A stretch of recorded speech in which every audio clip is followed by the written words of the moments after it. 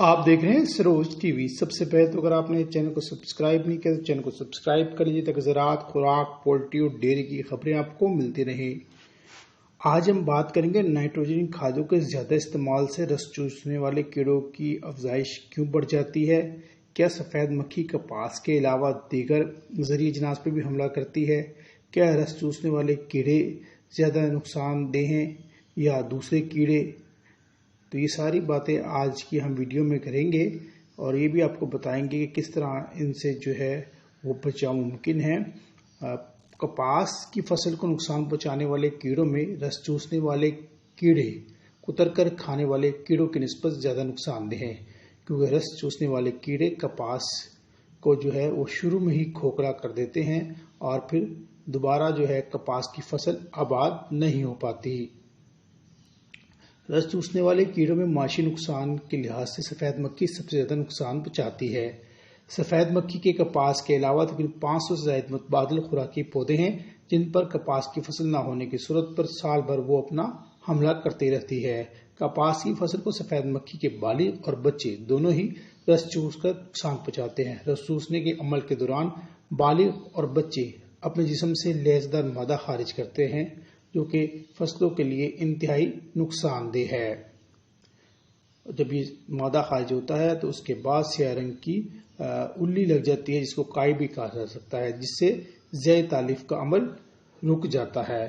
تو لیسدار مادہ جو ہے وہ انتہائی نقصان دہ ہے۔ اگر فوری تدارک نہ کریں تو پھر پودے جو ہے وہ مرجھا جاتے ہیں، ان کی بڑھوتری رک جاتی ہے۔ اگر سفید مکھی کی مناسب اور بروقت روک تھام نہ کی جائے تو پھر کپاس کی فصل اس کی کالونی بن جاتی ہے۔ کالونی بننے کے بعد جو ہے وہ فصل جو ہے مکمل طور پر تباہی کا شکار ہو جاتی ہے اور پھر کاشتکار کے لیے ممکن نہیں رہتا اس فصل کو دوبارہ آباد کر سکے۔ سفید مکھی انتہائی نقصان دہ کیڑا ہے، اس کے لیے فوری تدارک جو ہے وہ ضروری ہے۔ تو اس کے علاوہ جڑی بوٹیوں کو تلف کرنا بھی وقت کا تقاضا ہوتا ہے، ساتھ ساتھ جڑی بوٹیوں کو بھی تلف کیا جائے۔ اور سفید مکھی کے پھیلاؤ میں جڑی بوٹیاں بھی اہم کردار ادا کرتی ہیں، کیونکہ جڑی بوٹیاں نہ صرف سفید مکھی کو محفوظ مقام فراہم کرتی ہیں بلکہ فصل کی بڑھوتری بھی روکتی ہیں۔ سفید مکھی جو ہے اس کی بڑھوتری میں زیادہ درجہ حرارت مثبت جو ہے وہ کردار ادا کرتا ہے، جبکہ جو ہوا ہے اس کا بھی اس کی بڑھوتری اور نشو و نما میں بڑا اہم کردار ہوتا ہے۔ اس لیے کاشتکار جو ہیں اپنی فصل پر نظر رکھیں۔ سفید مکھی جو ہے وہ انتہائی نقصان دہ کیڑا ہے اور ہم نے جیسے بتایا کہ اگر آپ غیر سفارش کردہ دوائی استعمال کریں گے، سپرے کریں گے تو اس کا جو ہے وہ نقصان بہت زیادہ ہو سکتا ہے۔ سفید مکھی جون سے اکتوبر تک فعال رہتی ہے۔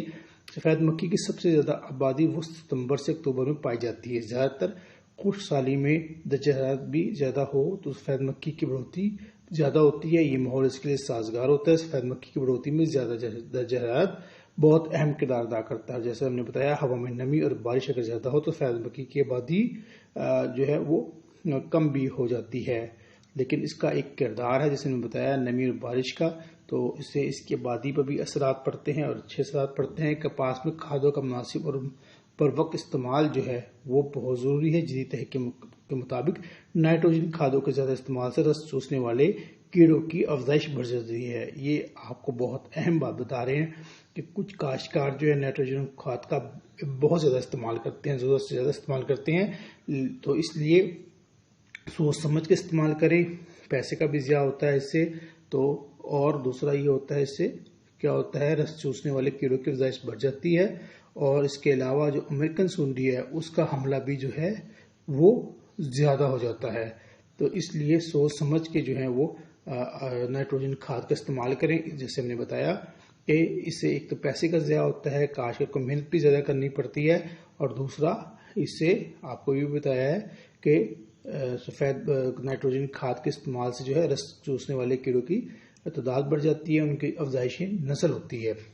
اس کے علاوہ امریکن سونڈی کا حملہ بھی اس سے زیادہ ہو سکتا ہے۔ نائٹروجن کھاد جو ہے وہ زیادہ استعمال نہ کریں۔ نائٹروجن، فاسفورس اور پوٹاش کے زیادہ استعمال سے بھی سفید مکھی کا حملہ زیادہ ہو سکتا ہے۔ کپاس کی فصل کی مناسب آبپاشی کرنی چاہیے، یعنی نہ بہت زیادہ پانی دے نہ بہت زیادہ کم پانی دے۔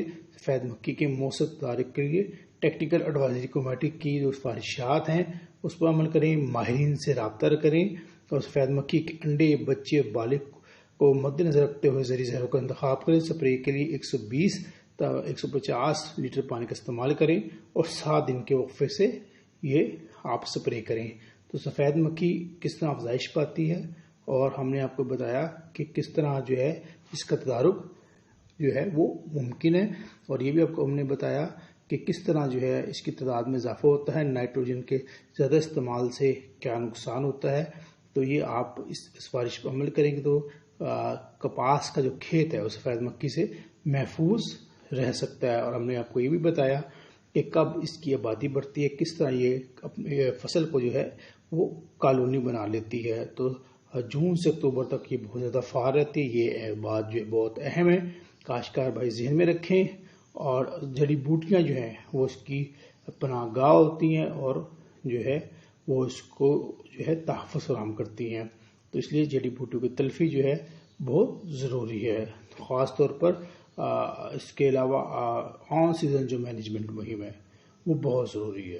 پیسٹ اسکاؤٹنگ جو ہے وہ بہت ضروری ہے، مینجمنٹ بہت ضروری ہے۔ اس مینجمنٹ سے مراد یہی ہے کہ آپ اسکاؤٹنگ کریں، جڑی بوٹیوں کو تلف کرتے رہیں، اپنے کھیت پر نظر رکھیں، ماہرین کے جو سفارش کردہ زہر ہیں ان کا استعمال کریں، غیر معیاری ادویات کا استعمال ہرگز نہ کریں، موسم معیاری زہروں کو ہی بر وقت استعمال کریں۔ اور سفید مکھی جو ہے وہ کپاس کی فصل میں پتا مرڑ وائرس بھی پھیلاتی ہے، جو کہ کپاس کی پیداوار کے لیے ایک بہت بڑا خطرہ ہے۔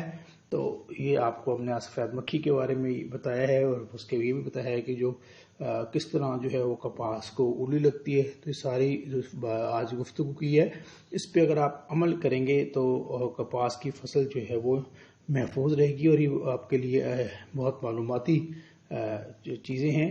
تو کاشتکار بھائی ان پر عمل درآمد یقینی بنائیں تاکہ کپاس کی فصل جو ہے وہ محفوظ رہے۔